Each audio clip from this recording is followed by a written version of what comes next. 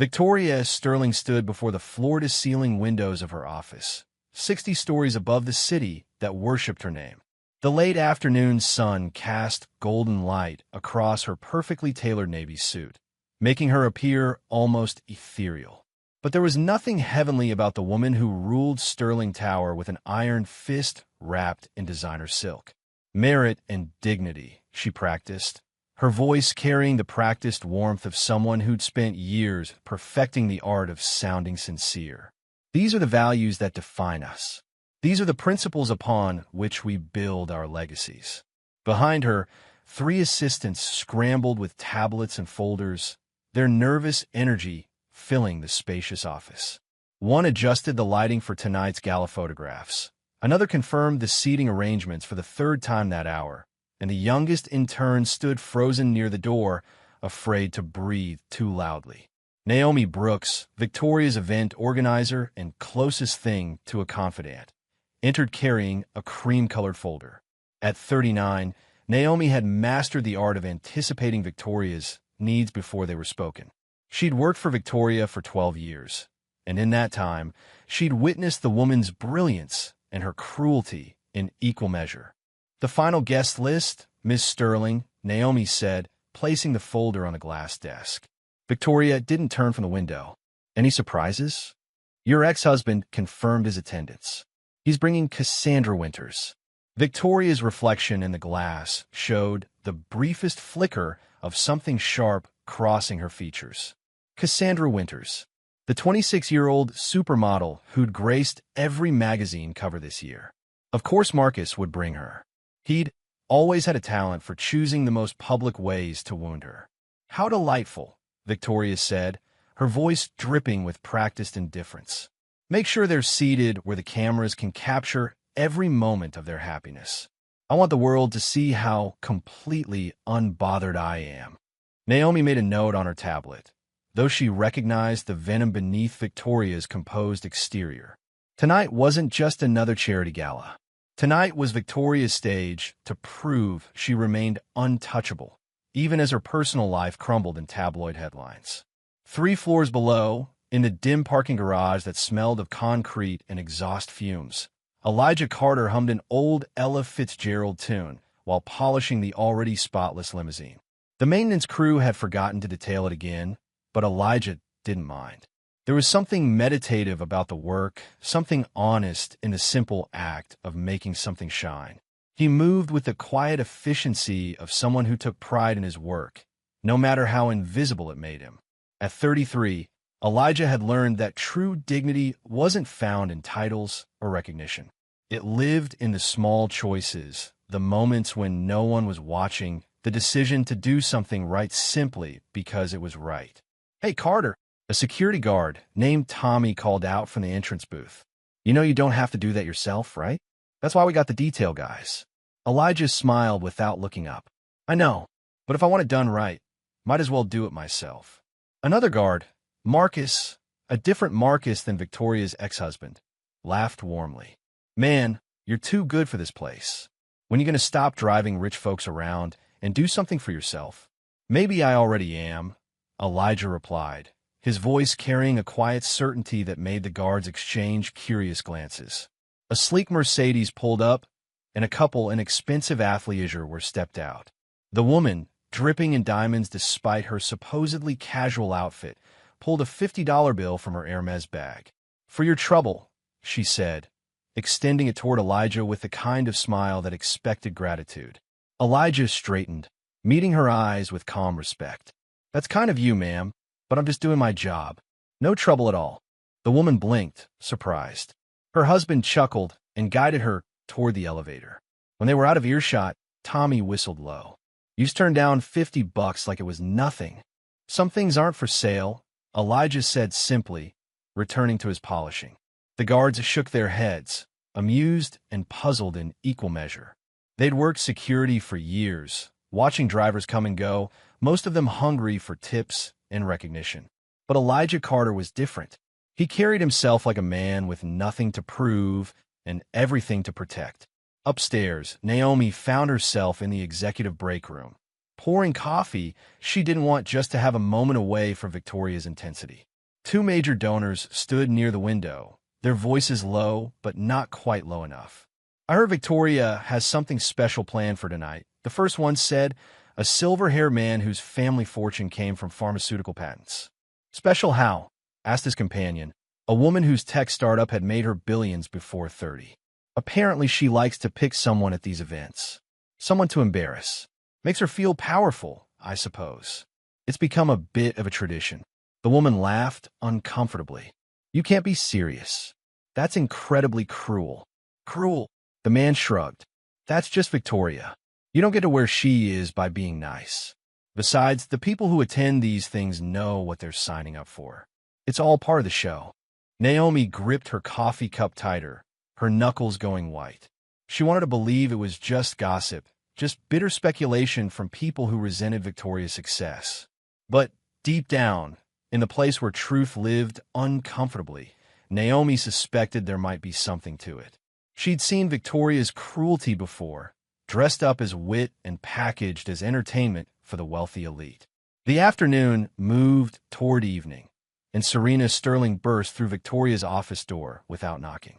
Where Victoria was all sharp angles and controlled elegance, Serena carried a disheveled desperation that expensive clothes couldn't quite hide. At 37, she'd spent her entire life in her older sister's shadow, and the strain was beginning to show. "I need to talk to you," Serena said, her voice trembling between anger and pleading. Victoria didn't look up from the documents she was reviewing. "Unless you're here to confirm your attendance tonight. I'm quite busy." "I need money, Victoria. 50,000, just to cover some expenses until my investments come through." Now Victoria looked up, one perfectly shaped eyebrow arched in disdain. "Expenses? Is that what we're calling gambling debts now?" Serena's face flushed. "How did you? I make it my business to know everything, especially when it concerns family embarrassment. Did you really think you could lose 50,000 at poker games and I wouldn't find out?" Victoria leaned back in her chair, studying her sister like a specimen under glass. "The answer is no, Serena. I've bailed you out 3 times already. At some point, you need to learn that actions have consequences." "You're unbelievable," Serena whispered, tears threatening to spill. "You have millions, billions, and you can't help your own sister?" "I could help you," Victoria said coolly. "I simply choose not to. There's a difference. You want to know why? Because helping you would require you to never learn. And I'm not in the business of enabling weakness. You made your choices. Now live with them." Serena stood frozen for a moment, her hands clenched into fists at her sides. Then she turned and walked out, slamming the door hard enough to rattle the abstract art on the walls. Victoria returned to her documents as if the conversation had never happened. But Naomi, who'd witnessed the exchange from her corner desk, felt something cold settle in her stomach. This was the woman she'd devoted 12 years of her life to serving. This was the woman whose ruthlessness she'd excused as strength. Later that afternoon, Victoria slid into the back of the limousine, her phone pressed to her ear as she conducted 3 conversations simultaneously through different apps. Elijah closed the door gently and settled into the driver's seat, adjusting the rearview mirror until he could see her clearly. "The atelier on 5th, Victoria instructed, barely glancing at him. "And I'm in a hurry." "Yes, ma'am," Elijah replied, pulling smoothly into traffic.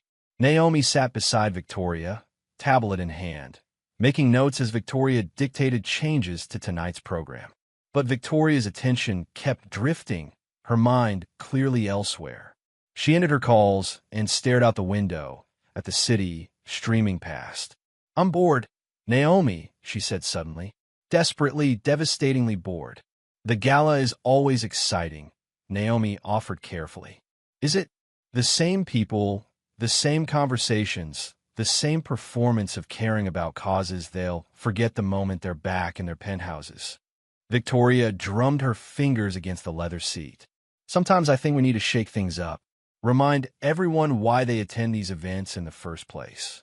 Her eyes drifted to the rearview mirror, catching Elijah's reflection. He was focused on the road, his expression calm and professional, But Victoria noticed something she'd never paid attention to before. His shirt, though old, was pressed with military precision. His tie, though inexpensive, was knotted perfectly. Even his cufflinks, simple silver ovals, were polished to a shine. "Look at him," Victoria murmured to Naomi. "Our driver takes more care with his appearance than half the men who'll be at the gala tonight." Naomi glanced at Elijah's reflection, uncertain where this was going. "I'm serious," Victoria continued, a strange smile playing at her lips. "He's more put together than Marcus will be, and Marcus spends $5,000 on suits." The fitting took an hour. Victoria emerged in a stunning emerald gown that made her look like old Hollywood royalty. As Elijah held the car door open for her return, Councilman Bruce Howard's voice crackled through Victoria's phone on speaker. "You should invite the help sometimes," Howard joked, his politician's laugh booming through the speaker. "Remind people of the hierarchy. That's what these events are really about, aren't they? Showing everyone where they stand in the world." Victoria paused, one foot in the car, an idea crystallizing in her mind like frost on glass. She looked at Elijah again, really looked at him, and something dangerous sparked in her eyes. "Naomi," she said slowly, "do we have any extra invitations?" Naomi's heart sank. "A few, yes." "What?" Victoria's smile widened, sharp as a knife. "Because I've just decided to make tonight interesting." They returned to Sterling Tower, where a small crowd of donors had gathered in the lobby, discussing tonight's event. Victoria stepped out of the car, then turned back to Elijah with exaggerated warmth that made Naomi's stomach turn. "Elijah," Victoria said, loud enough for everyone to hear, "you've been such a wonderful driver. So attentive, so professional. I'd like you to attend the gala tonight as my guest." The lobby went quiet. Heads turned. Phones appeared, cameras focusing. This was Victoria Sterling doing something unexpected, and everyone wanted to capture it. Elijah looked at her, his expression unreadable. For a long moment, he said nothing, and Victoria felt a flicker of uncertainty. What if he refused? What if he saw through her game and rejected the invitation publicly? That would be the real embarrassment. But then Elijah nodded slowly. "Thank you, Miss Sterling. I'd be honored to attend." Victoria's smile brightened, triumphant. "Wonderful. The gala begins at 7. I look forward to seeing you there." She swept into the building, followed by Naomi and the murmuring crowd. Behind them, Elijah stood beside the limousine, the invitation feeling heavy in his hands despite being just a card. From across the street, Darius Thompson watched the entire exchange through his camera lens. At 34, Darius had built a reputation as an investigative journalist who didn't back down from powerful people. He'd been following Victoria Sterling for months, digging into the political corruption that seemed to swirl around her like expensive perfume. But seeing Elijah standing there with that invitation changed everything. Darius had known Elijah since they were kids, growing up in the same neighborhood, dreaming the same dreams before life pulled them in different directions. He pulled out his phone and sent a quick text. "Brother, what are you doing? That woman is poison." A minute later, his phone buzzed with Elijah's reply. "It's complicated." Darius lowered his camera, worry settling in his chest. He knew that tone, even through text. Elijah was planning something, and whatever it was, it ran deeper than a simple invitation to a party. That evening, in his small studio apartment 15 blocks from Sterling Tower, Elijah stood at his kitchen counter, staring at the invitation. The card was heavy, expensive, embossed with gold lettering that caught the light. Around him, the apartment told the story of a simple life, carefully maintained. Books lined makeshift shelves, their spines worn from repeated reading. A single framed photograph showed a younger Elijah with a woman who had his eyes, both of them smiling at graduation. His phone rang. Mrs. Chan from next door, though her voice came muffled through the thin walls before he even answered. "Elijah, I saw fancy cars dropping you off. Did you win the lottery?" He smiled despite himself. "No, Mrs. Chun. Just an invitation to a party." "A party with rich people? You be careful. Those people, they eat their own kind for breakfast. What they do to someone like you." "I'll be careful," he promised, though he wasn't sure that was true. He cooked dinner, the same budget-friendly pasta he made 3 times a week, but his mind was elsewhere. Neighbors continued to text him, having seen the social media posts of Victoria's public invitation. The jokes came fast and friendly. "You gonna show up in your work uniform? Don't forget us little people when you're rich and famous. Take pictures of the food." "But it's fancy." Elijah responded to none of them. Instead, he sat at his small table, eating slowly, thinking about the choices that had brought him here. Finally, as the city lights flickered on beyond his window, he made his decision. He would attend, but not for the reasons Victoria Sterling expected. Back at Sterling Tower, Victoria held a strategy meeting with her core team. Champagne flowed freely as they discussed the evening schedule, the donation goals, the media coverage. But eventually, conversation turned to Elijah. "Do you really think he'll come?" asked a marketing director whose job security depended on keeping Victoria entertained. "Oh, he'll come," Victoria said confidently. "He said he would, and he seems the type to keep his word. The question is what he'll wear." Laughter rippled around the conference table. Someone suggested he'd show up in his driver's uniform. Another predicted a rented tux that didn't quite fit. They painted pictures of his awkwardness, his discomfort, the perfect icebreaker for a long evening of pretension. "It'll be good for him," Victoria declared, silencing the laughter. "Exposure to this world. Seeing how the other half lives. Consider it educational." Only Naomi stayed quiet, her champagne untouched. She'd seen this before, or something like it. 3 years ago, Victoria had invited a janitor to a corporate dinner as a supposed gesture of appreciation. The evening had ended with the man in tears, humiliated by jokes he didn't understand and conversations designed to exclude him. He'd quit the next day. Naomi had told herself that time it was different, that the man had been too sensitive, that Victoria's intentions were good, even if the execution was flawed. But watching Victoria now, seeing the gleam in her eyes as she anticipated Elijah's discomfort, Naomi couldn't maintain the illusion anymore. When the meeting ended and people filed out, still laughing, Naomi stayed behind. "Victoria," she said quietly, "what are you really trying to do tonight?" Victoria looked at her, surprised by the question. "I'm hosting a charity gala, same as every year. With Elijah. What are you trying to do with him?" For a moment, Victoria's mask slipped, and Naomi saw something ugly beneath it. But then the composure returned, smooth as silk. "I'm giving him an opportunity. If he's embarrassed, that's not my fault. That's just reality showing him where he belongs." Naomi left without another word, but as she rode the elevator down to the garage level, she made a decision. She would warn him. She would give Elijah Carter the chance Victoria never intended him to have. The morning sun painted Elijah's apartment in shades of gold as he stood before his closet, considering his options. Most of his clothes were simple, practical, the wardrobe of a man who'd learned to find dignity in simplicity. But tucked in the back, wrapped in protective plastic, hung a suit he hadn't worn in years. He pulled it out and laid it on the bed, running his fingers over the fabric. Then he checked his watch, grabbed his keys, and headed out into the city that was just beginning to wake. The tailor shop sat on a quiet street in a neighborhood that gentrification hadn't quite reached. The sign above the door read, "Alterations and Repairs," in faded letters. But inside, the smell of fabric and careful craftsmanship filled the air. An elderly woman looked up from her sewing machine as the bell chimed. "Professor Carter," she said, her face lighting up before her expression shifted to confusion. "I am sorry. I meant. It's all right, Mrs. Patterson," Elijah said gently. "Just Elijah now. I haven't been a professor in a long time." She set down her work, studying him with eyes that had seen decades of human nature pass through her shop. "But you could have been. Everyone said you were brilliant. What you were doing with your research, the papers you were publishing." She stopped herself. "I am sorry. I shouldn't pry.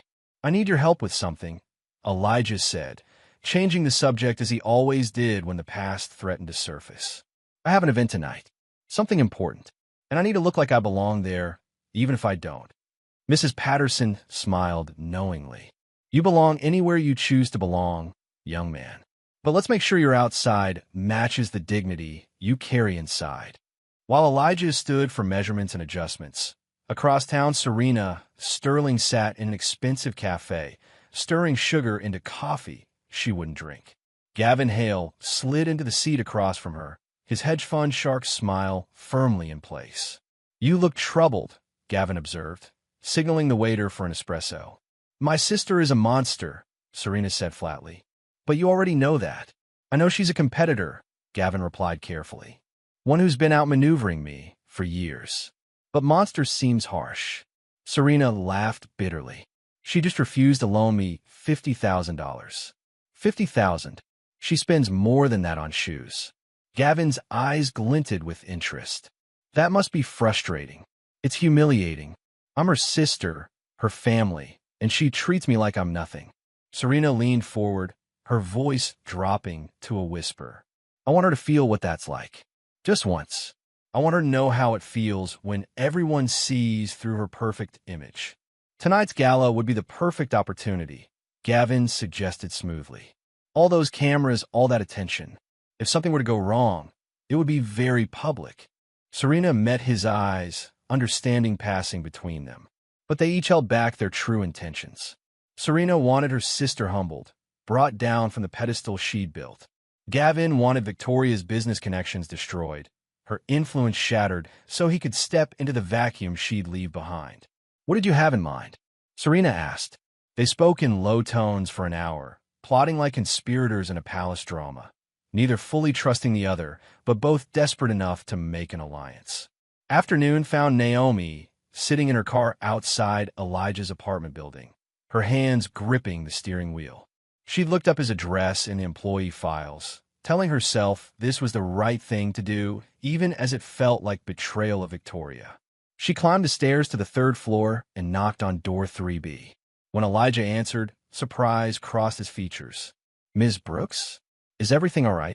I need to talk to you," Naomi said. "May I come in?" Elijah stepped aside, gesturing to the modest living room. Naomi sat on the edge of his worn but clean sofa, choosing her words carefully. "Mr. Carter, I think you should know that Ms. Sterling's invitation tonight might not be what it appears." "I assumed as much," Elijah said, settling into the chair across from her. His calm acceptance surprised her. "She's planning to humiliate you. In front of everyone. She does this sometimes, makes people an entertainment. I've seen it before, and I stayed quiet, but I can't this time. You seem like a good person, and you don't deserve." "Ms. Brooks," Elijah interrupted gently, "I appreciate you coming here. I really do. But I'm not attending tonight because I believe in Ms. Sterling's generosity." Naomi blinked. "Then why are you going?" "Some debts are paid in silence, Ms. Brooks," Elijah said, his voice carrying a weight that made her shiver. "But some truths need to be spoken. Tonight is about both." He stood, indicating the conversation was over, but not unkindly. Naomi left more confused than when she'd arrived, but also strangely relieved. Whatever Elijah Carter was walking into, he was doing it with his eyes open. As evening approached, Victoria's mansion transformed into something from a fairy tale, if fairy tales were written by people who measured worth in dollar signs. Crystal chandeliers hung from ceilings tall enough to echo. Red carpet rolled down marble steps. Paparazzi gathered behind velvet ropes, their cameras hungry for celebrities and scandal in equal measure. Inside, staff moved with choreographed precision, adjusting flower arrangements, testing lighting, ensuring every detail met Victoria's exacting standards. Naomi oversaw it all with her usual efficiency, but her mind kept drifting to Elijah's apartment, to his cryptic words about debts and truth. She caught two servers whispering near the kitchen. "I heard the boss lady invited her driver as a joke." "No way. That's cruel even for her. $20 says he doesn't even show up. 30 says he comes in his work clothes." Naomi wanted to stop them, to defend either Victoria or Elijah, but found she couldn't defend either position honestly. Instead, she walked away, checking her phone compulsively as if answers might arrive through digital messages. Across town, Darius Thompson sat in a cramped office surrounded by filing cabinets and coffee cups, digging through old university records he'd obtained through a source who owed him a favor. He was looking for connections between Victoria Sterling and political corruption, following money trails and document signatures. But he found something else entirely. A disciplinary hearing from 12 years ago. A whistleblower complaint filed by Professor Melody Carter regarding financial mismanagement and embezzlement. And there, buried in the witness statements, a name that made Darius's blood run cold. Victoria Sterling, graduate student, providing testimony that contradicted Professor Carter's evidence. The professor had been discredited, blacklisted, her career destroyed.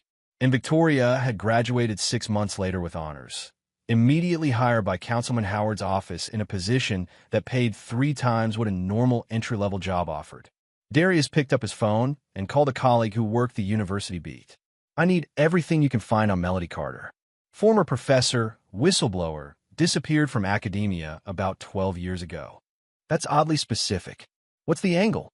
I think Victoria Sterling helped destroy her career. And I think that woman's son has been driving Victoria around for the past 2 years without saying a word. That's insane. Why would he do that? That's what I'm trying to figure out. While Darius dug deeper into the past, that past sat in a small apartment watching the evening news. Melody Carter, 58 years old with gray threading through her dark hair, saw coverage of tonight's charity gala. When the anchor mentioned Victoria Sterling's name, Melody's hand froze on her coffee cup. Tonight's event is expected to raise millions for educational initiatives, the anchor continued. Sterling, known for her philanthropy and business acumen, has become a fixture of high society. Melody turned off the television, her hands trembling. She'd spent 12 years trying to forget that name, trying to rebuild a life from the ashes of her destroyed career. She'd lost everything: her position, her reputation, her research, her future. And for what? For telling the truth about money being stolen from scholarship funds meant for students who needed them most. Her phone rang. Elijah's name appeared on the screen. "Mom," he said, his voice warm but careful, "I need to tell you something. I'm attending Victoria Sterling's charity gala tonight."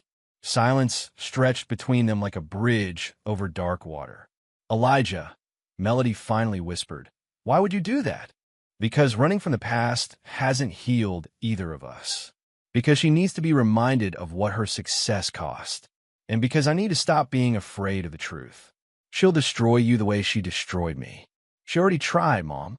The day she helped ruin your career, she destroyed my future too. But I survived. We both did. And tonight, I'm going to show her that survival looks like strength, not defeat." After they hung up, Melody sat in the growing darkness of her living room, memories flooding back. The hearing, the accusations, the colleagues who'd abandoned her, the press that had painted her as a bitter woman making false claims. And through it all, Victoria Sterling's young face, so earnest and convincing as she testified against the woman who'd actually been trying to protect students' futures. Back at the mansion, guests began arriving in waves of designer gowns and tailored tuxedos. Luxury cars deposited passengers who air-kissed and laughed with the easy confidence of people who'd never worried about money. Victoria stood at the entrance in an emerald masterpiece, greeting each arrival with practiced warmth, her smile never quite reaching her eyes. Councilman Howard arrived with an entourage that included security and staff. He kissed Victoria's hand with exaggerated chivalry. "My dear, you've outdone yourself. This is spectacular." "Wait until you see the entertainment," Victoria replied, her eyes glittering with anticipation. "Oh, something special planned. Let's just say I'm expecting an interesting arrival. Someone who might surprise us all." Howard laughed, assuming this meant a celebrity or politician. He moved inside, working the room with the skill of someone who'd spent decades trading favors for power. Serena arrived alone, wearing a dress that cost more than Elijah's monthly rent, but somehow looked cheaper because of how she wore it, hunched with resentment instead of elevated by confidence. She avoided Victoria's greeting, slipping into the crowd like a shadow. The ballroom filled with people whose net worth could fund small countries. They sipped champagne that cost more per bottle than many Americans made in a week. They laughed at jokes that weren't funny and praised art they didn't understand. It was theater, all of it, a performance of wealth and status. Naomi stood to the side, checking her tablet compulsively. Servers had confirmed that Elijah hadn't called to cancel. The betting pool among staff had grown to over $200. Everyone waited for the driver who'd been invited as a joke to arrive and become the punchline. Victoria worked the room with expert precision, but her attention kept drifting to the entrance. Part of her hoped Elijah wouldn't show, that he'd seen through her game and chosen dignity over her trap. But a larger part, the part that had built an empire on always being right, needed him to come so she could prove she still controlled everything. Outside, cameras flashed as another limousine pulled up. A senator emerged with his wife. Then a tech billionaire who'd made headlines for buying a sports team. Then a famous actress who'd pivoted to philanthropy after her last movie bombed. But no Elijah Carter. Naomi stood on the front steps, looking down the driveway, her heart sinking. Maybe he decided not to come after all. Maybe he'd chosen to avoid humiliation rather than face it. She couldn't blame him if he had. Then headlights appeared at the end of the long driveway. But the car moving toward them wasn't Elijah's modest sedan or taxi. It was a vintage Rolls-Royce, midnight blue and pristine, moving with the grace of old money and careful restoration. The crowd quieted, cameras swiveling toward this unexpected arrival. The car stopped precisely at the red carpet's edge. The driver's door opened, but no chauffeur emerged. Instead, Elijah Carter stepped out from behind the wheel, and the world seemed to pause. He wore a custom ivory suit that fit him like it had been designed specifically for his frame, because it had. The fabric caught the light perfectly, making him appear to glow against the evening sky. His shirt was crisp white, his tie a subtle charcoal that matched his pocket square. But it wasn't the clothes that made people stare. It was the way he wore them, with the quiet confidence of someone who knew exactly who he was and felt no need to apologize for it. Elijah handed his keys to a valet who stood frozen in shock, then walked toward the entrance with measured steps. Phones rose like a field of fireflies. Gasps rippled through the crowd. Someone whispered, "Who is that?" And someone else answered, "That's the driver. That's Victoria Sterling's driver." Naomi watched him approach, her mouth slightly open. This wasn't the man who'd sat in her office's modest apartment. This was someone else entirely, or perhaps this was who Elijah Carter had always been, underneath the uniform Victoria had assigned him. Inside, Victoria heard the commotion and moved toward the entrance. When she saw Elijah standing there, radiant and composed, her confident smile faltered for just a fraction of a second. This wasn't supposed to happen.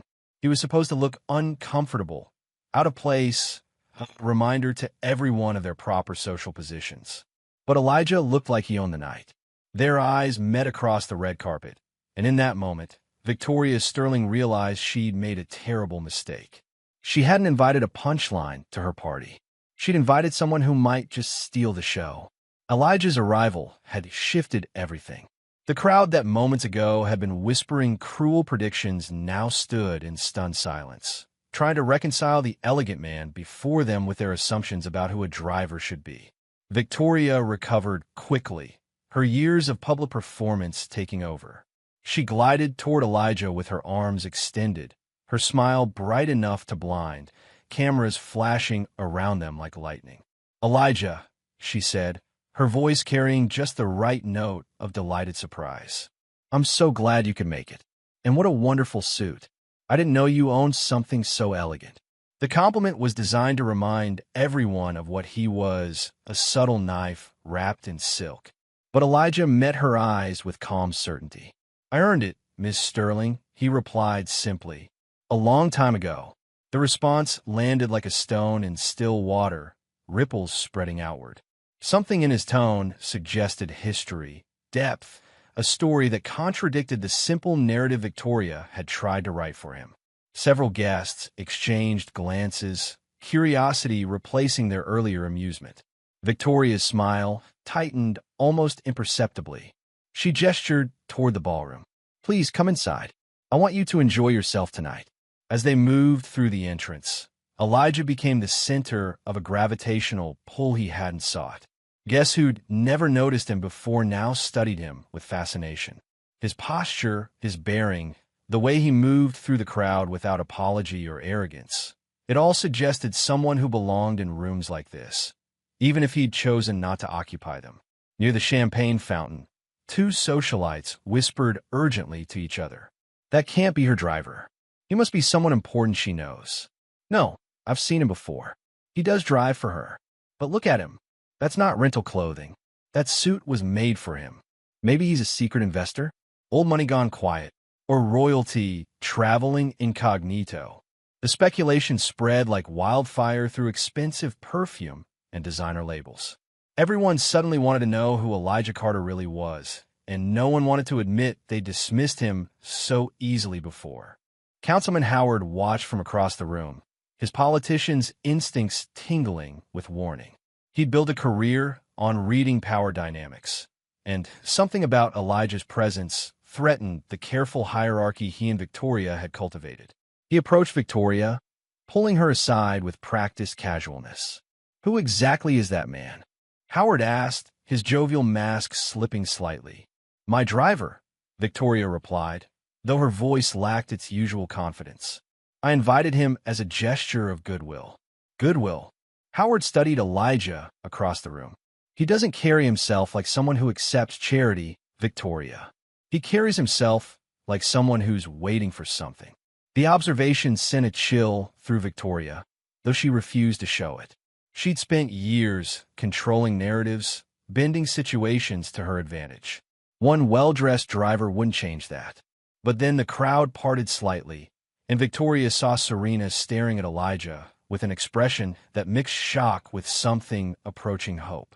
Her sister had always been good at recognizing authenticity, even if she lacked it herself.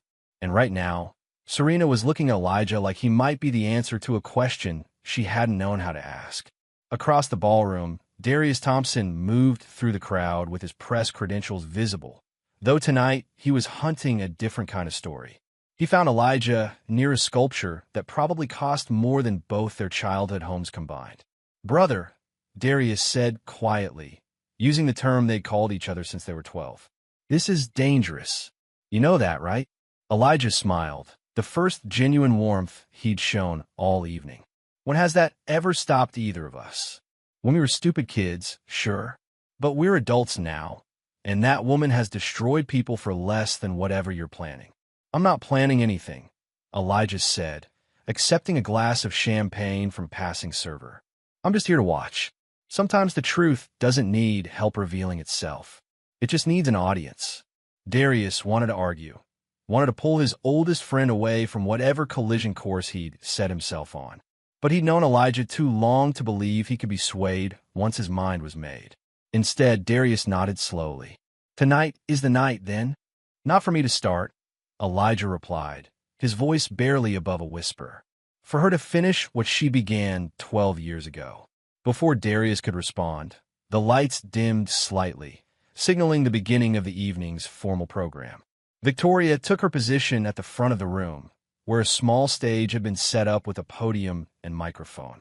Behind her, a screen displayed the logo of tonight's charitable cause, something about education funding that felt particularly ironic given the history Elijah carried. "Good evening, everyone," Victoria began, her voice amplified through expensive speakers. "Thank you all for being here tonight to support a cause close to my heart. Education is the foundation upon which we build our futures, the tool that transforms potential into—" She stopped mid-sentence. Elijah had entered the main ballroom from a side entrance, and every head in the room turned to watch him move through the crowd. It wasn't intentional on his part, he'd simply been looking for a better vantage point. But the effect was undeniable. The crowd's attention shifted from Victoria to him like a compass needle finding north. For the first time in her adult life, Victoria lost control of a room she was supposed to command. She stood at the podium, mouth slightly open, watching her carefully planned moment dissolve into fascination with someone else. Cameras that should have been focused on her swiveled toward Elijah instead. She forced herself to continue, but her rhythm was broken. The speech that should have been stirring felt hollow, her words about merit and opportunity ringing false in a room that had just witnessed her attempt to humiliate someone for entertainment. When she finally finished, the applause was polite but distracted. People were already turning back to their conversations, back to speculation about the mysterious driver who looked like anything but. Dinner was served at tables that had been arranged with military precision. Elijah found himself at a table with several major donors, none of whom had any idea they were sitting with Victoria's driver. An elderly woman wearing diamonds that could fund a hospital asked him about his background. "You have an interesting accent," she observed. "Not quite local, but not foreign either. What did you study?" Elijah paused, his fork halfway to his mouth. This was the moment where he could deflect, could maintain the invisible barrier between his past and present. But something about the woman's genuine curiosity, so different from Victoria's performative interest, made him answer honestly. "I started at Columbia," he said. "Graduate work in economics and social policy. But I didn't finish." The table went quiet. Columbia wasn't a school for people who drove cars for a living. It was a school for people who ran companies, countries, futures. "Why didn't you finish?" another donor asked, a tech entrepreneur who'd made billions before 30. "Life had other plans," Elijah replied, his voice carrying a weight that discouraged further questions. But the damage, or perhaps the revelation, was done. Word spread through the ballroom like electricity through water. Victoria's driver had studied at Columbia. Victoria's driver spoke like someone with education that rivaled or exceeded most of the guests present. Victoria's driver was not what he appeared to be. Victoria heard the whispers and felt her carefully constructed evening slipping further from her control.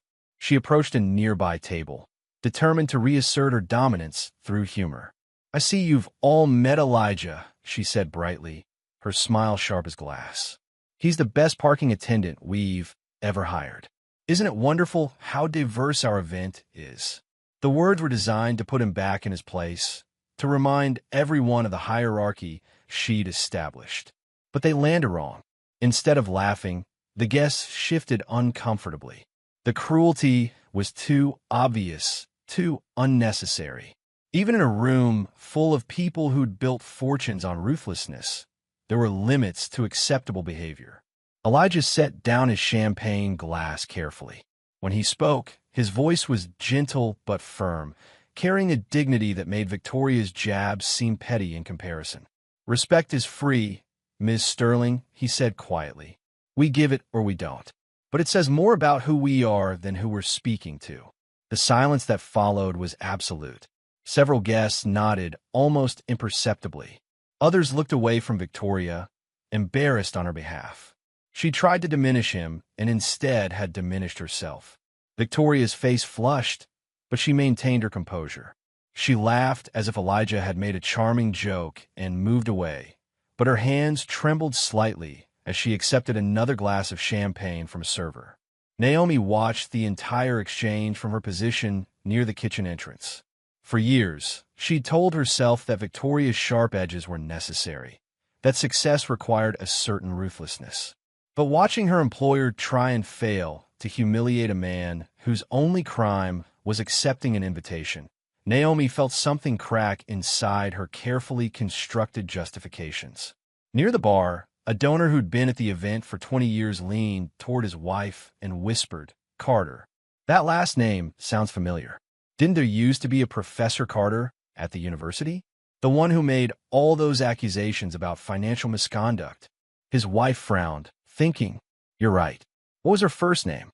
Mary? Melody?" She claimed someone had been stealing scholarship funds. There was a big investigation, but nothing came of it. She lost her position, I think. It was quite the scandal. The man pulled out his phone, searching quietly while pretending to check messages. Within moments, he found articles from 12 years ago. Professor Melody Carter, whistleblower, discredited. And there, buried in one article about the investigation's resolution, a quote from a graduate student who'd testified against her, Victoria Sterling. His eyes widened. He showed his wife the screen. She gasped softly, then looked across the room at Elijah with new understanding. The whisper started small, just that one couple. But in a room full of people whose business was information and influence, secrets didn't stay secret for long. By the time dessert was being served, at least a dozen people had made the connection or were close to making it. Victoria sensed the shift in the room's energy, but couldn't identify its source. People were looking at her differently, with something that might have been suspicion or curiosity or both. She cornered Serena in a hallway, her composure cracking. "What's happening?" Victoria demanded. "Why does everyone keep whispering and looking at me?" Serena, emboldened by champagne and years of resentment, smiled coldly. "Maybe they're finally seeing you clearly. Maybe your perfect mask is slipping." "What are you talking about? That man you invited to humiliate? The one you thought would be your evening's entertainment? People don't see in the way you do, Victoria.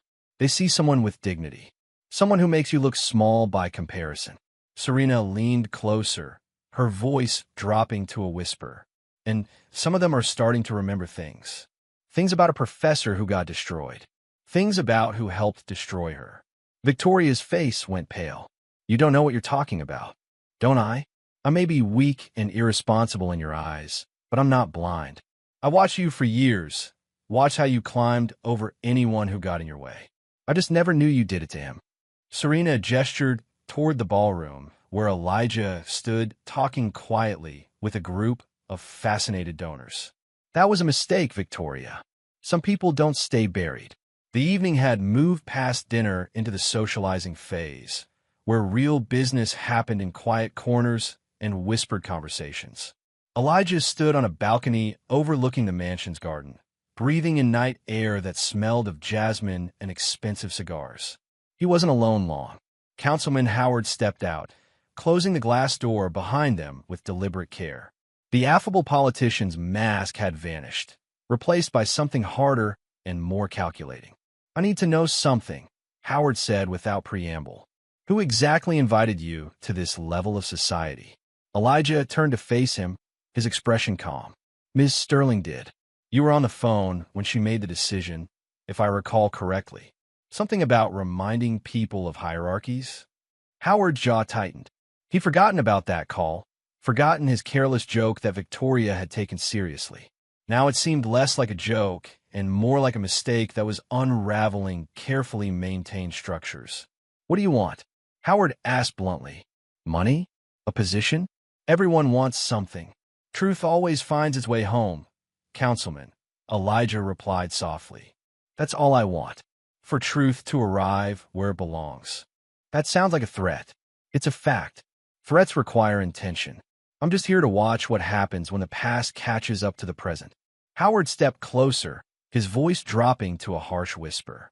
"I've destroyed people who try to threaten me. People with more power and connections than some driver with a Columbia education he never finished." "Then you have nothing to worry about," Elijah said, his calm unwavering. "If you've done nothing wrong, the truth can't hurt you." Howard stared at him for a long moment, trying to find a crack in Elijah's composure. Finding none, he turned and walked back inside, his mind already working through damage control scenarios. Inside, Elijah's phone vibrated. He pulled it out and saw his mother's name on the screen. He answered, moving to a quieter corner of the balcony. "Mom, be careful tonight, Elijah." Melody's voice carried fear wrapped in love. "The truth ruined us before. It could do it again. This time I choose how it ends," Elijah said firmly. "This time we're not powerless graduate students and professors being crushed by people with more money than morals. This time I'm standing in her house, wearing a suit I earned, and she's the one who's afraid. Just don't lose yourself in revenge. That's not who I raised you to be. This isn't revenge, Mom. It's restoration. There's a difference." They talked for a few more minutes before Elijah hung up and returned inside. He didn't know that across town, Darius Thompson was sitting in his office with Naomi Brooks, who'd called him an hour ago asking to meet. "I have something you need to see," Naomi said, pulling out her laptop. "I've been Victoria's assistant for 12 years.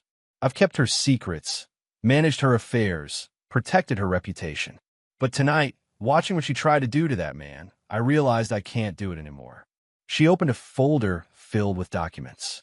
Emails, financial records, correspondence between Victoria and Howard from 12 years ago. Evidence of a coordinated effort to discredit Melody Carter, to bury her whistleblowing complaint, to ensure the investigation found nothing wrong. She was stealing from scholarship funds, Naomi explained, her voice shaking. Not directly, but she knew about it. Howard was skimming money, and Victoria found out when she was a graduate student. Instead of reporting it, she made a deal. She'd help him cover it up, testify against the professor who was investigating, and in return, he'd give her a position in his office after graduation. It was her entry into the world of power and money. Darius stared at the screen, his journalist's mind already organizing the information into a story that would explode like a bomb in the city's political and social circles. "Why are you showing me this now?" he asked. "Because Elijah Carter deserves justice. Because his mother deserves her reputation back. And because I'm tired of being complicit in cruelty." Naomi closed the laptop. "I know you're his friend. I know you've been investigating Victoria, and I know this could bring down everything she's built. I'm giving you permission to use all of it." Darius nodded slowly. "This will destroy her. Maybe. Or maybe it will force her to finally face what she did and become something better. Either way, the truth deserves to be told." Back at the mansion, the rumors had grown from whispers to conversations. Small groups clustered together, comparing notes and sharing information they discovered about the Carter family and Victoria's past. The wealthy elite loved nothing more than watching one of their own fall from grace, especially someone who'd always seemed too perfect, too controlled. Victoria felt the walls closing in, but didn't know why. She pulled several loyal donors aside, trying to steer conversations back to the charity, to the cause, to anything other than the mysterious driver who'd stolen her evening. But it was too late. The narrative had escaped her control. She found herself alone in her study, having excused herself under the pretense of an important call. In reality, she needed space to breathe, to think, to figure out how everything had gone so wrong. She stared at her reflection in the window, seeing not the powerful businesswoman she'd cultivated, but something more fragile underneath. Her phone buzzed. A text from Serena. "They know. Multiple people have made the connection to Professor Carter. You should prepare yourself." Victoria's hand shook as she set down the phone. She'd thought burying the past meant it would stay buried. She convinced herself that success justified the means, that time erased consequences.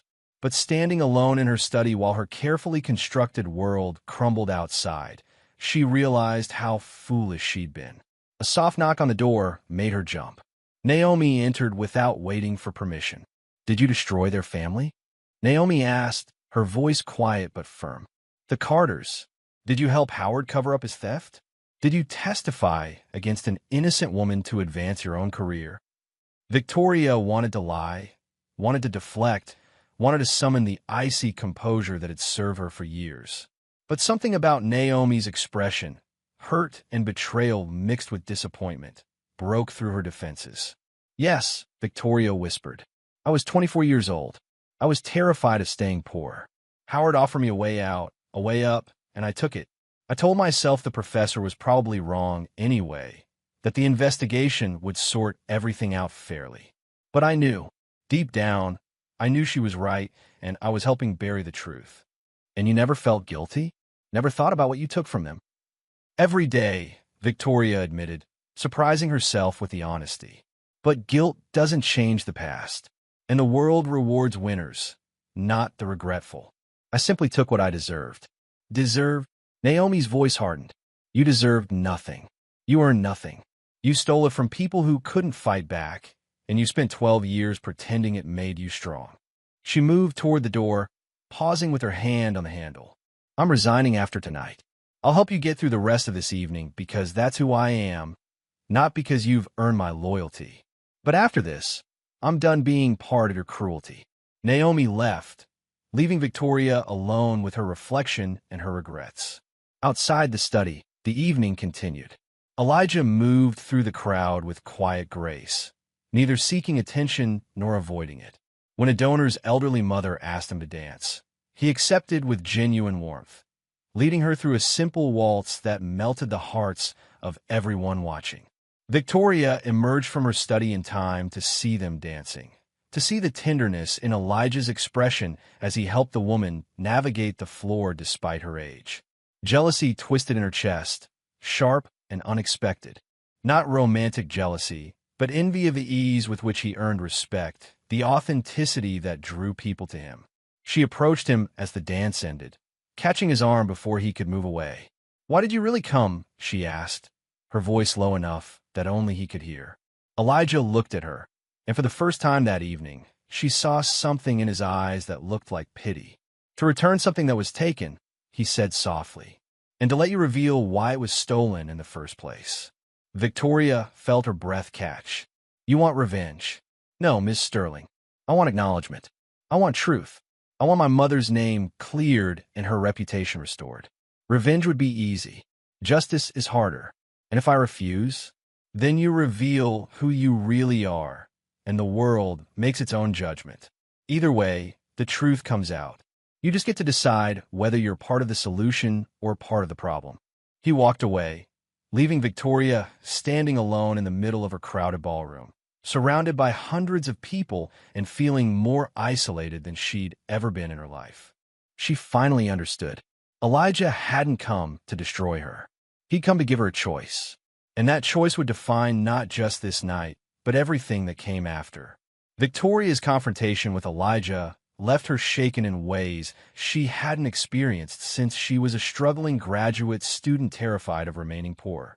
She retreated indoors, away from the eyes that seemed to follow her everywhere now, away from the whispers that grew louder with each passing minute. She found refuge in a powder room decorated in marble and gold, locking the door behind her. Staring at her reflection in the ornate mirror, Victoria gripped the edge of the sink until her knuckles turned white. Her emerald gown, which had made her feel powerful just hours ago, now seemed like a costume, a disguise for someone playing a role they'd never truly earned. "I will not be outshined by a chauffeur," she whispered to her reflection, though her voice lacked conviction. "I built this. I earned this. I deserve to be here." But even as she spoke the words, she heard their hollowness. She'd built her empire on someone else's ruins. She'd earned her position through betrayal. And tonight, in front of everyone who mattered in her world, that foundation was crumbling. Her hands trembled as she reapplied lipstick she didn't need, trying to reconstruct the armor of perfection she'd worn for so long. Outside, on the grand staircase connecting the mansion's 2 floors, Naomi found Darius waiting for her. He'd come to the gala as press, but now he was here as Elijah's friend, as someone seeking justice for a family that had been destroyed.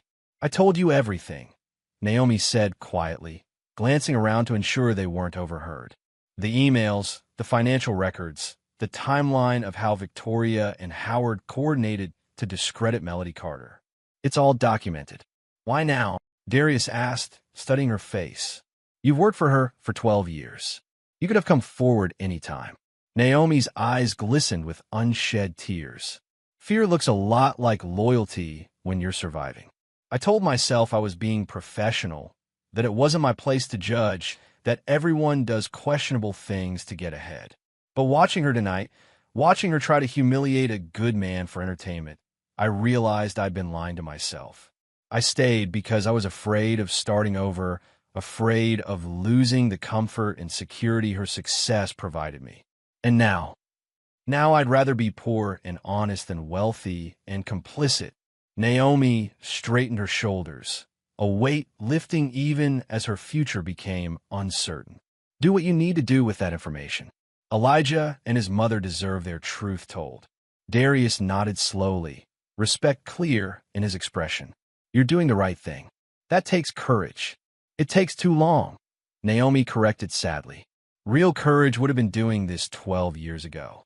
In a small sitting room decorated with antique furniture and original artwork worth more than most people's homes, Serena found Elijah standing by the window, looking out at the garden where guests mingled in the warm evening air. "I need to ask you something," Serena said, her voice nervous but determined. Elijah turned to face her, his expression open and kind. "Of course. Are you going to expose her? Publicly, I mean. Are you going to destroy Victoria the way she destroyed your mother?" Elijah was quiet for a moment, considering his words carefully. "I'm not here to destroy anyone, Miss Sterling. I'm here because the truth deserves to exist without hiding. Whether that destroys your sister or forces her to become someone better, that's her choice, not mine. Serena's eyes filled with tears. I've hated her for so long. Hated how perfect she seemed, how successful, how everyone admired her while treating me like her disappointing shadow. But hearing that she built everything on lies and betrayal, it doesn't make me happy. It just makes me sad that we both wasted so much time being people we're not. You deserve better than being anyone's shadow, Elijah said gently. You deserve to be your own person, making your own choices, building your own life on your own terms. It was the first genuine kindness Serena had received in years, perhaps in her entire adult life. She wiped at her tears, something shifting inside her. Not revenge against Victoria, but the beginning of freedom from the toxic dynamic that had defined their relationship. Thank you, Serena whispered, for seeing me as more than just her sister. We're all more than the roles people assign us, Elijah replied. The question is whether we have the courage to step into who we really are. Back in the main ballroom, guests continued their evening, but the atmosphere had fundamentally changed. What had started as Victoria Sterling's showcase had become something else entirely. People clustered in small groups, their conversations intense and focused. Information spread like wildfire through the crowd, each person adding their own piece to the puzzle. A philanthropist who'd known Melody Carter professionally spoke quietly to a group near the dessert table. She was brilliant, absolutely brilliant. Her research on economic inequality and educational access was groundbreaking. When she filed that whistleblower complaint, I believed her immediately. The woman had integrity in her bones. But then the investigation cleared everyone, and suddenly she was the one being investigated for false accusations. It destroyed her career overnight. And Victoria Sterling testified against her, someone asked. According to what I've heard tonight, yes. Sterling was a graduate student at the time, working in Howard's office. She provided testimony that contradicted Professor Carter's evidence. Shortly after, Sterling got a prestigious position that launched her entire career. Phones lit up around the room as people discreetly searched for old articles, connecting dots that had seemed unrelated until tonight. The story was coming together, piece by piece, and Victoria's carefully constructed image was dissolving with each revelation. Near the bar, a tech billionaire showed his wife a recording on his phone. Someone captured audio earlier when Victoria called Elijah a prop. She thought the microphones were off, but they weren't. It's already spreading online. His wife watched the clip, her expression hardening. That's cruel, unnecessarily cruel. And after seeing how he's conducted himself tonight, it makes her look petty and small. It's worse than that, the billionaire said, scrolling through his phone. People are digging up the old scandal. They're making the connection between Elijah and Professor Carter. By morning, this will be everywhere. Victoria finally emerged from her self-imposed isolation, having changed into a different gown, a subtle cream color that suggested softness and approachability. It was a calculated move, an attempt to reset the evening's narrative. She took her position at the front of the room, preparing to give another speech, this one about second chances and lifting people up. But as she began to speak, she could see the skepticism in her guests' eyes. They'd heard her prop comment. They knew about her past. Her words about compassion and opportunity rang hollow against the reality of her actions. We gather here tonight, Victoria said, her voice carrying across the room, to celebrate the power of education to transform lives, to lift people from circumstance into possibility. Several guests exchanged glances. The irony was almost painful. Here was a woman who'd helped destroy an educator's life, now pontificating about education's importance. Victoria pressed on, but she could feel the room slipping away from her. The applause when she finished was polite but cold, the kind of recognition given out of social obligation rather than genuine appreciation. Councilman Howard, sensing the danger to his own reputation, cornered Elijah near the ballroom's exit. His earlier politician's charm had vanished completely, replaced by barely contained aggression. You need to stay in your lane, Howard hissed, his face close enough that Elijah could smell expensive scotch on his breath. Whatever you think you're accomplishing here tonight, It ends now. You're an over-your-head boy. Elijah met his gaze without flinching. You and Victoria built your roads on the backs of others.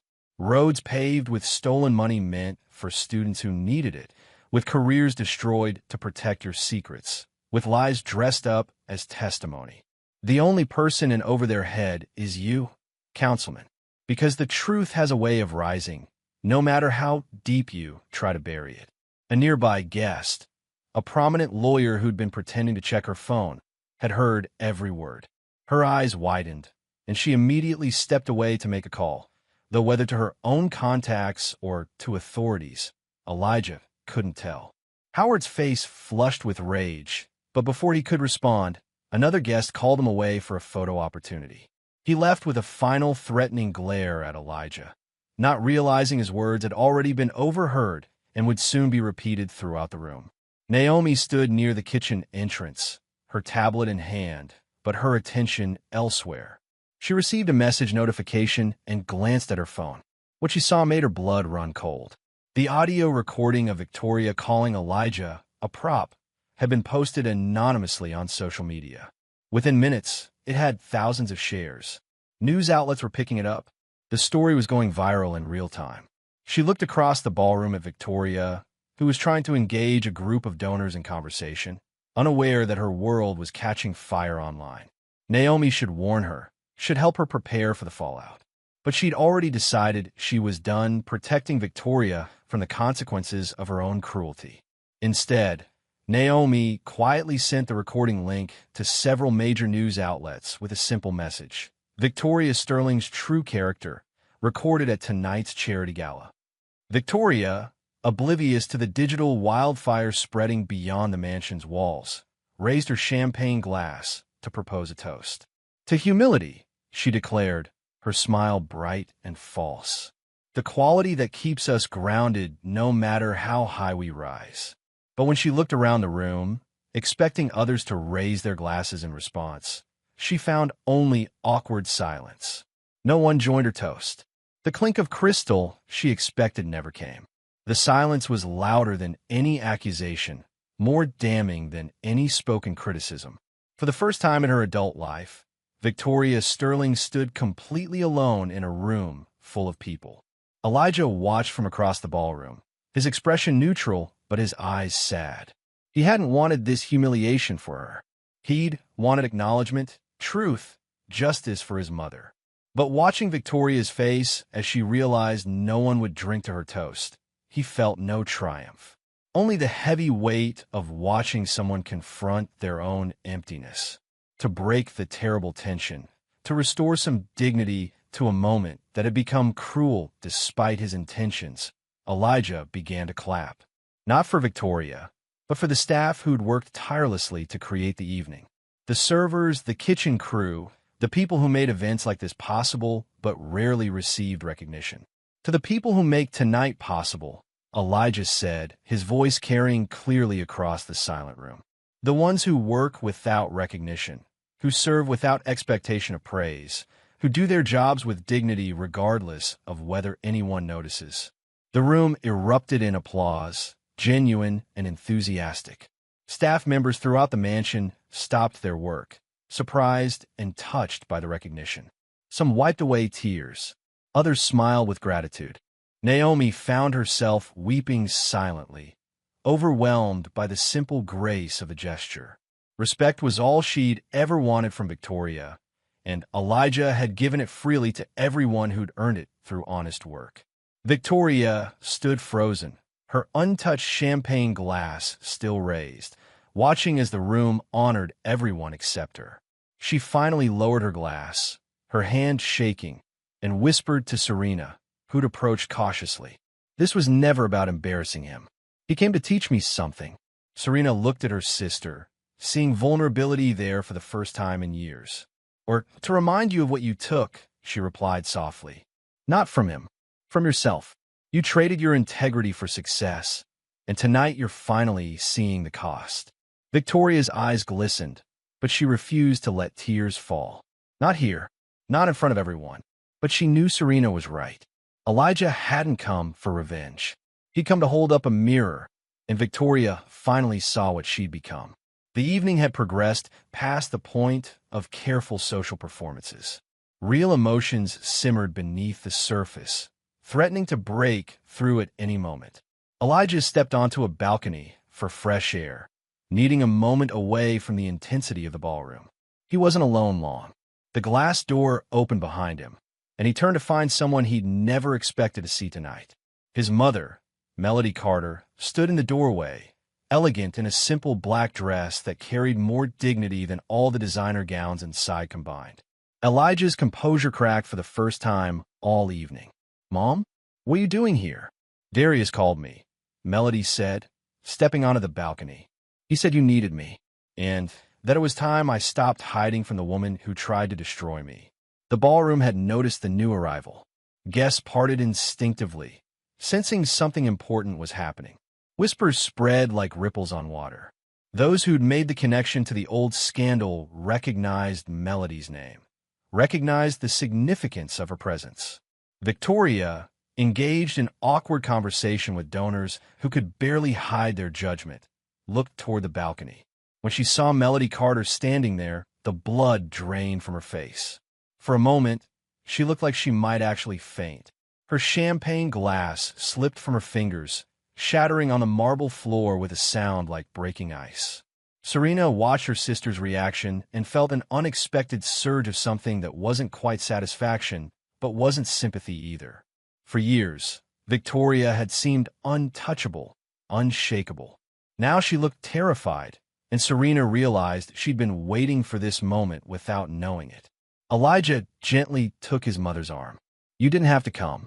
This wasn't your battle to fight." "Yes, it was," Melody replied firmly. "I let fear silence me for 12 years. I let them take my voice, my career, my reputation, and I accepted it because fighting seemed too hard, too painful. But watching you stand up tonight, watching you face her with dignity instead of rage, I realized I needed to do the same. For myself, if not for you." They walked back inside together, mother and son, their presence commanding the room in a way that wealth and status never could. Real courage, real integrity, real dignity, these things couldn't be bought or faked. They had to be lived. Victoria stood frozen as they approached, unable to move, unable to speak. Every carefully constructed defense she'd built over 12 years crumbled in the face of the woman whose life she'd helped destroy. Naomi, watching from her position near the entrance, made a decision. She signaled discreetly to the technical crew, the same people who'd accidentally broadcast Victoria's cruel comment earlier. They understood immediately and prepared the sound system. Elijah brought Melody to a quiet corner of the ballroom, away from the crowd but still visible. Victoria followed as if pulled by invisible strings, drawn toward a confrontation she'd spent 12 years avoiding. "I didn't ask her to come," Elijah said quietly, looking at Victoria. "This wasn't my plan." "Truth doesn't ask permission," Melody replied, her voice steady despite the emotion Elijah could see in her eyes. "It simply arrives when it's ready." Victoria finally found her voice, though it came out barely above a whisper. "Professor Carter, I don't know what to say." "Then listen," Melody said, not unkindly but firmly. 12 years ago, I discovered that scholarship funds were being embezzled. Money meant for students who desperately needed it was being diverted to private accounts. I reported it because it was the right thing to do, because those students deserve better. Guests had moved closer, forming a loose circle around them. Phones were out, but for once, they remained pointed down, as if even the most social media obsessed recognized this moment deserved privacy. "The investigation should have been straightforward," Melody continued. "I had documentation, financial records, email trails. But then witnesses started changing their stories. Evidence disappeared. And you," she looked directly at Victoria, "you testified that I'd fabricated evidence, that I was a bitter employee making false accusations." "I was afraid," Victoria whispered. "I was 24, drowning in student debt, desperate to escape poverty. Howard offered me a way out if I helped him. I told myself you were probably wrong anyway, that the truth would come out regardless of what I said. But you knew I was right, Melody said, her voice breaking slightly. You knew those students were being robbed, and you chose your career over their futures. Victoria's face crumpled, tears finally breaking through. Yes, I knew, and I've regretted it every single day since. But regret doesn't change what I did. It doesn't give you back your career, your reputation, your research. It doesn't give Elijah back the future he sacrificed to support you after I helped destroy your income. The revelation that Elijah had given up his own education hit the room like a physical blow. Gasps rippled through the crowd. This wasn't just about a destroyed career. This was about a family's entire trajectory, altered by one person's selfish choice. Elijah spoke for the first time, his voice gentle but clear. I was 3 semesters away from my PhD. I was researching economic inequality and educational access, following in my mother's footsteps. But when she lost everything, when she was blacklisted from teaching and couldn't find work, I couldn't justify staying in school while she struggled. So I left. I drove cars, worked security, took whatever jobs I could find to support us both. And I never wanted that, Melody added, her own tears flowing now. I never wanted my son to sacrifice his dreams for my fight. But he did it anyway, because that's who he is. That's the kind of man I raised, despite everything you and Howard tried to take from us. Victoria sank into a nearby chair, no longer able to stand under the weight of what she'd done. What do you want from me? Money? I'll give you whatever you need. A public apology? I'll make one right now. Just tell me how to make this right. You can't buy forgiveness, Melody said, not cruelly but truthfully. Money doesn't erase the past 12 years of struggling, of being unemployable in the field I devoted my life to, of watching my son give up his future to protect mine. Then what? Victoria looked up, her perfect makeup streaked with tears. What can I possibly do? Elijah knelt beside Victoria's chair, meeting her eyes at the same level. A public acknowledgement, not of me, but of her. Tell the world that Professor Melody Carter was right, that she was destroyed for telling the truth, and that you helped bury that truth to advance your own career. Use your platform, your influence, your resources to restore her reputation and give her the chance to teach again. And if I do that, everything I've built collapses. My business relationships, my social standing, my political connections. Then it was built on sand, Elijah interrupted gently.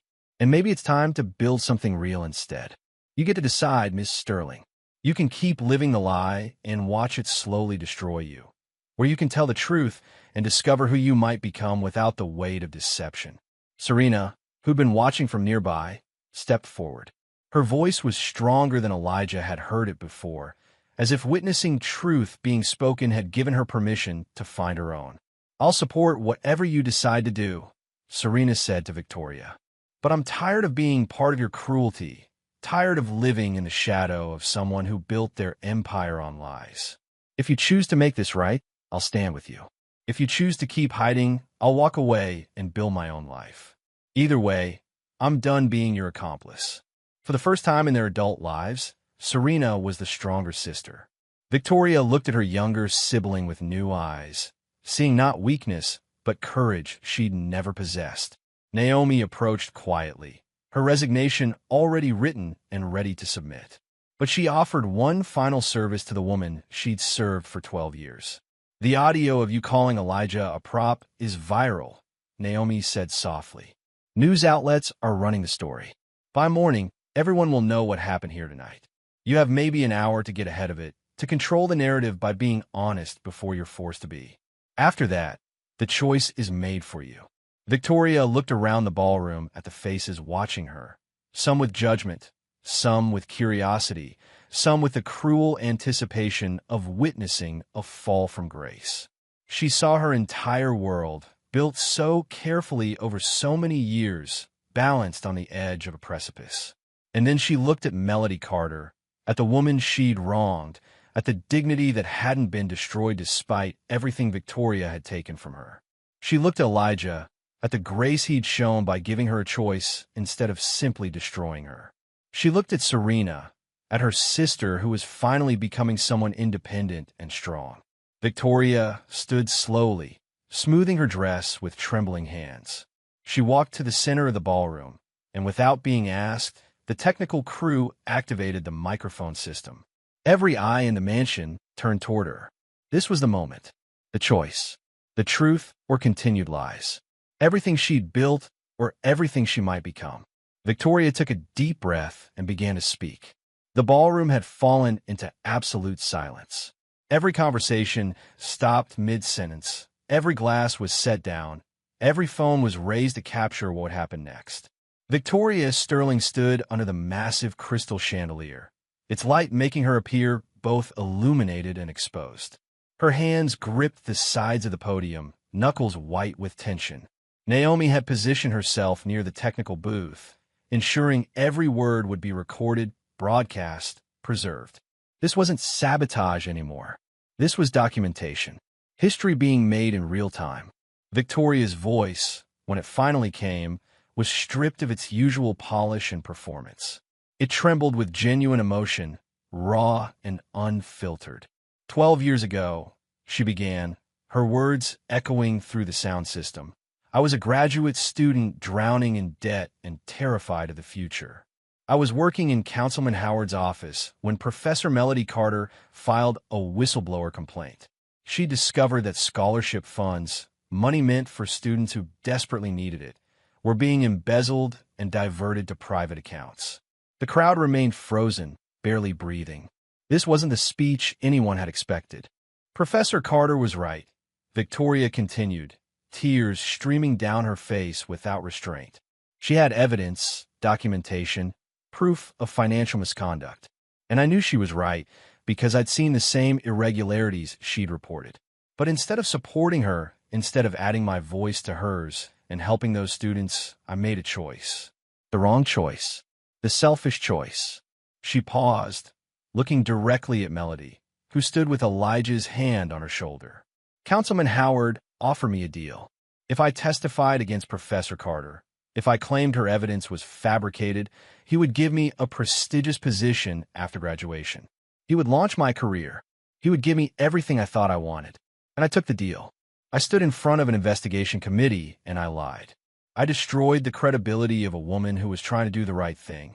Also, I could advance my own career. Gasps rippled through the crowd. Some people had suspected, had put pieces together throughout the evening, but hearing Victoria confirm it herself carried devastating weight.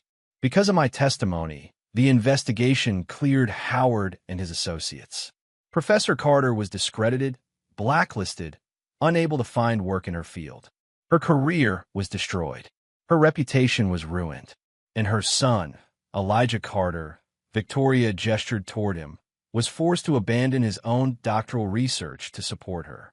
He gave up his future to protect his mother from the consequences of my betrayal. Cameras flashed like lightning. Journalists in attendance typed frantically on their phones. The story was going global in real time, spreading across social media platforms faster than Victoria could speak.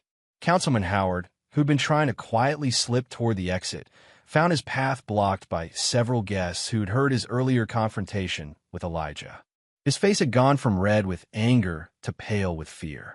His political career was ending before his eyes. I've spent 12 years building an empire on that foundation of lies, Victoria said, her voice breaking. I've pretended to care about education while knowing I helped steal from students. I've lectured about integrity while lacking any of my own. And tonight, I invited a good man to this event intending to humiliate him, to make him into entertainment, never realizing that he was the son of the woman I'd destroyed, never imagining that my cruelty would finally force me to face what I'd done. Melody wiped tears from her eyes, but they weren't tears of bitterness. They were tears of release, of finally hearing the truth spoken aloud after years of being called a liar. I cannot undo the past, Victoria continued. I cannot give Professor Carter back 12 years of her life, 12 years of research and teaching and making a difference. I cannot give Elijah back the education he sacrificed. But I can do this. I can tell the truth. I can use my resources and influence to restore Professor Carter's reputation. I can establish a foundation to support whistleblowers who risk everything to expose corruption. And I can face whatever consequences come from finally being honest about who I've been and what I've done." The silence that followed was profound. Then, slowly, Melody Carter began to walk toward Victoria. The crowd parted like water, creating a path between the two women. When Melody reached the podium, she looked at Victoria for a long moment. "Thank you," Melody said simply, her voice carrying clearly through the microphone. "Not for what you did 12 years ago, but for finally having the courage to admit it. That's not redemption yet. That's just the beginning. But it's a beginning I never thought I'd see." She turned to address the crowd herself. "I never wanted revenge," Melody said. "I never wanted to destroy anyone. I just wanted my name cleared and the chance to do the work I love. To teach, to research, to help students understand the systems that shape their lives. That's all I've ever wanted." A distinguished-looking woman in the crowd stepped forward, her voice carrying authority. "Professor Carter, my name is Dr. Elizabeth Blackwell. I run the Institute for Economic Policy at Riverside University. If you're willing, I'd like to offer you a position leading our new research program on economic inequality and educational access. It's funded by donors who believe in ethical scholarship, and we'd be honored to have someone of your integrity." Melody's hand flew to her mouth, shock and hope flooding her features. "You're serious?" "Completely. We've actually been looking for someone to lead this initiative for months. Your work from 12 years ago is still cited in academic circles. The people who matter never stop believing in you." Melody turned to Elijah, tears streaming freely now. Her son smiled, pride and relief mixing in his expression. "Take it, Mom," he said softly. "Take back what's yours." The ballroom erupted in applause, genuine and thunderous. Not for Victoria, but for Melody. For survival. For integrity. For justice delayed, but finally arriving. Councilman Howard, seeing the direction everything was moving, made one last attempt to save himself. He grabbed a microphone from a nearby server stand. "This is all circumstantial," he began, his politician smile forced and desperate. "Victoria is clearly having some kind of emotional breakdown. These allegations about financial misconduct were investigated and dismissed years ago."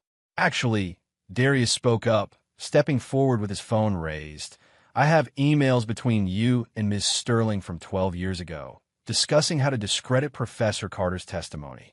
I have financial records showing irregular transfers from scholarship accounts to private holdings.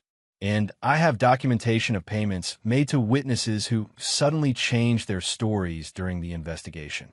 Howard's face went from pale to gray. "Where did you get those?" "A source who finally decided truth matters more than loyalty," Darius replied, glancing at Naomi, who stood tall despite her fear. Two men in dark suits approached Howard from the crowd. "Councilman Howard, we're with the federal prosecutor's office. We've been monitoring this situation remotely for the past hour. We'd like you to come with us for questioning." Howard's protests were drowned out by whispers and phone cameras as he was escorted from mansion. His decades of carefully constructed power crumbled in minutes, destroyed not by opposition, but by his own corruption finally catching up to him. Victoria watched him leave, understanding that her own reckoning was just beginning. She stepped down from the podium, no longer the hostess, no longer in control. Just a woman facing the consequences of her choices. Gavin Hale, who'd been watching everything with calculating eyes, approached Victoria as the crowd began to fragment into smaller conversations. "That took courage," he said, and for once, his words carried no manipulation. "Real courage. I came here tonight hoping to watch you fall, to profit from your downfall. But watching you choose truth over self-preservation, that's something I didn't expect." "Don't misunderstand," Victoria replied wearily. "I didn't do this to be noble. I did it because I finally couldn't live with the alternative anymore." "Sometimes that's the only honest reason," Gavin said. He extended his hand. "I won't use this against you. You've punished yourself more effectively than I ever could." Victoria shook his hand, surprised by the unexpected mercy.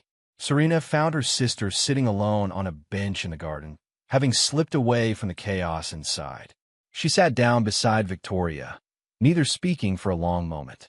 "I'm stepping away," Serena finally said. "Not as your shadow, not as your enemy, but as my own person. I'm selling my jewelry to pay my debts myself. I'm starting a wellness business, something small and mine. It might fail, but at least it'll be an honest failure." Victoria looked at her sister, seeing strength there she'd never noticed before. "You're braver than I ever was." "No, Serena diente. I'm just finally tired of being afraid. There's a difference." She stood, smoothing her dress. "I don't forgive you for how you've treated me over the years. But I don't hate you either. I just want us both to be better, separately." She walked back toward the mansion, leaving Victoria alone with her thoughts and the distant sound of the party that had become something entirely different than planned. Inside, Naomi approached Melody and Elijah, her resignation letter folded in her pocket. "I'm sorry," Naomi said, her voice thick with emotion. "I should have done something years ago. I should have looked deeper, asked harder questions, refused to be complicit. I'm sorry it took me so long." "You did it when you were ready," Melody replied kindly. "That's all any of us can do." Elijah pulled an envelope from his jacket pocket and handed it to Naomi. "Dr. Blackwell asked me to give you this. Apparently, the research program needs an administrative director, someone with organizational skills and an understanding of how institutions work, someone who's learned the cost of silence and the value of speaking up." Naomi opened the envelope with shaking hands, reading the job offer inside. It paid less than working for Victoria, but it offered something money couldn't buy, the chance to be part of something meaningful. "I don't deserve this," she whispered. "None of us deserve grace," Melody said. "We just receive it and try to do better." Morning light filtered through Victoria's bedroom windows, finding her still awake, still in last night's gown, watching news coverage of her confession on every channel. The headlines were brutal but honest. Some praised her courage. Most condemned her actions. All agreed her empire was fundamentally changed. Her phone had been buzzing for hours with calls she didn't answer, emails she couldn't read, messages from lawyers and public relations firms offering damage control she no longer wanted. She'd spent 12 years building a perfect image, and in one night, she'd demolished it herself. Strangely, she felt lighter than she had in years. The weight of maintaining lies was heavier than facing truth, even when truth was devastating. Across town, Melody Carter stood in her small apartment, looking at the formal offer letter from Riverside University. A research position, a teaching load, graduate students to mentor. Everything she'd lost, returning in a form she'd never expected. Elijah was making breakfast, the same budget-friendly meal they'd eaten for years, though soon they'd be able to afford better. But some habits were worth keeping, reminders of where they'd been and what they'd survived. "Are you going to accept?" Elijah asked, setting a plate in front of his mother. "Yes," Melody said, her voice certain. "Not because Victoria made her confession, but because I've earned this. I've spent 12 years refusing to let them define me, refusing to believe the lies they spread. This position isn't charity. It's recognition that integrity doesn't expire. I'm proud of you, Mom. I've always been proud of you." Melody reached across the table and took her son's hand. "What about you? Dr. Blackwell mentioned they'd be happy to have you return to finish your doctorate. You were so close before everything fell apart." Elijah was quiet, looking out the window at the city waking up. He thought about lectures and research, about the life he'd planned before circumstances intervened. Part of him missed it desperately, but another part had grown in different soil. "I want to think about it," he said finally. "For so long, I've been defined by what was taken from me. Maybe I need to figure out who I am now, not who I was supposed to be then." Later that morning, Victoria stood in the Sterling Tower conference room, facing her board of directors. Every face around the table carried judgment or calculation or both. "We'll need your resignation," the chairman said without preamble. "Effective immediately. The company's reputation is built on my reputation," Victoria interrupted calmly, "which I destroyed myself last night. I understand. I've already drafted the resignation, but I'd like to make one request." The board members exchanged glances, suspicious of any request from the woman who just torpedoed their stock price. "I want to establish a foundation," Victoria continued. Funded entirely by my personal assets, not company money. A foundation to support whistleblowers who expose corruption, to help people who lose their careers for telling the truth. I'll name it after Melody Carter, with her permission. And I'll staff it with people who understand that doing the right thing shouldn't destroy your life. That's admirable, the chairman said carefully, but it doesn't change what you did or the damage to this company. I know. I'm not asking for forgiveness or leniency. I'm just asking for the chance to do something meaningful with what I have left. They deliberated for less than 5 minutes. The answer was yes, probably because having Victoria quietly working on redemption was better than having her publicly bitter and potentially revealing more company secrets. She signed the papers, surrendered her access cards, and walked out of Sterling Tower for the last time as its founder. The reporters waiting outside shouted questions she didn't answer. She simply walked past them with her head up, no longer hiding behind perfect makeup and designer armor. That afternoon, Darius published his full investigation. The article was comprehensive, damning, and fair. It detailed the original embezzlement, the cover-up, Victoria's role, and Howard's corruption. But it also documented Victoria's confession and her first steps toward making amends. The political fallout was swift. Howard faced federal charges. 3 of his associates resigned. The scholarship program was audited and reformed. Students who'd been denied funding 12 years ago were tracked down and offered restitution. The social fallout was mixed. Some of Victoria's friends abandoned her immediately, unable to associate with scandal. Others, surprisingly, reached out with quiet support. Not approval of what she'd done, but acknowledgement that admitting wrongdoing took a different kind of strength. Evening found Elijah in a place he hadn't visited in years, an empty lecture hall at Columbia. He'd called ahead, asked permission to sit in the space where he'd once imagined his future. The university had agreed, curious about the man whose story had become national news. He sat in the back row, looking down at the podium where professors had once challenged him to think deeper, push harder, question everything. The dreams he'd abandoned felt both distant and immediate, like a life that belonged to someone else but still somehow fit. His phone buzzed. A text from Victoria. If you want to return to school, I'll fund it. Not as charity, as the beginning of repayment for what I took from you. He stared at the message for a long time before typing his response. I'll think about it. But if I return, it'll be on my own terms in my own time. Not because you're paying, because I'm ready. Her reply came quickly. That's fair. That's more than fair.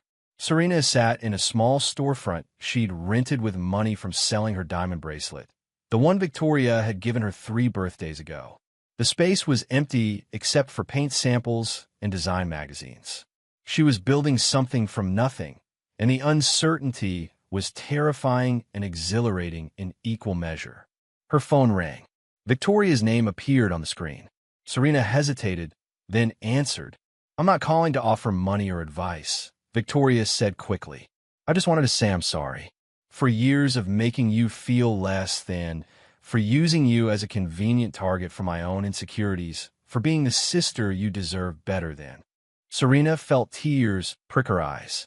I appreciate that, but sorry doesn't fix the past. I know, but maybe it's a start for different futures. Separate ones, like you said. I hope your business succeeds, Serena. Genuinely hope it. Not because it reflects on me, but because you deserve something that's entirely yours. After they hung up, Serena sat in her empty storefront and cried. Not from sadness, but from the release of finally being seen by her sister as a person rather than a reflection. A week later, a small group gathered for dinner at a modest restaurant, the kind of place that served good food without pretension. Elijah and Melody, Darius and Naomi, Serena by herself. They'd become unlikely allies, bound by a shared experience of truth and transformation. Victoria arrived last, uncertain if she was welcome. She wore jeans and a simple sweater, no diamonds, no designer labels. Just herself, stripped of armor. Melody stood first, and for a moment, Victoria thought she'd be asked to leave. Instead, Melody gestured to an empty chair. If you want to join us, just come as yourself. Victoria sat slowly, overwhelmed by the grace of the invitation. It wasn't forgiveness, not yet, but it was possibility. They ate and talked, the conversation flowing easier than anyone expected. They discussed Melody's new research position, Naomi's role in the foundation, Serena's business plans, Darius's follow-up articles. They talked about the future without pretending the past didn't exist. Elijah watched them all. These people whose lives had been tangled together by one woman's choice 12 years ago and another choice just 1 week past. He thought about debt and payment, about revenge and restoration, about the difference between the two. Some debts are paid in silence, he said quietly, more to himself and the group. But forgiveness must be spoken. Victoria looked at him, hope and fear mixing in her expression. I don't expect forgiveness. I don't deserve it. Maybe not, Elijah agreed. But maybe that's not the point. Maybe the point is choosing to be better than what was done to us. Choosing grace even when it's not deserved, because that's how cycles break instead of repeat. Melody reached across the table and placed her hand over Victoria's. The gesture was small, but profound. Thank you, Victoria whispered, the words inadequate but sincere. For giving me a chance to start again. Now we start again, Melody replied. All of us. Not forgetting, but not staying frozen in the past either. We move forward carrying what we've learned but not letting it define everything we become. Outside the restaurant, the city continued its endless motion. People rushed past, unaware that inside, a quiet miracle was happening. Not dramatic or cinematic, just the slow, difficult work of people choosing to be better than their worst moments. Elijah walked out into the evening air, breathing deeply. He'd accomplished what he'd set out to do. Not revenge, but revelation. Not destruction, but the opportunity for reconstruction. Whether Victoria or any of them truly changed remained to be seen. But the possibility existed now, and possibility was enough. He pulled out his phone and made a call he'd been considering for days. Columbia University admissions? Yes, I'd like to inquire about reinstating a doctoral candidacy that was suspended 12 years ago. The name is Elijah Carter. I believe I still have 3 semesters remaining. As he walked through the city streets, past buildings that had witnessed both his lowest moments and his quiet triumph, Elijah smiled. The future was uncertain, but for the first time in 12 years, it felt like his to choose.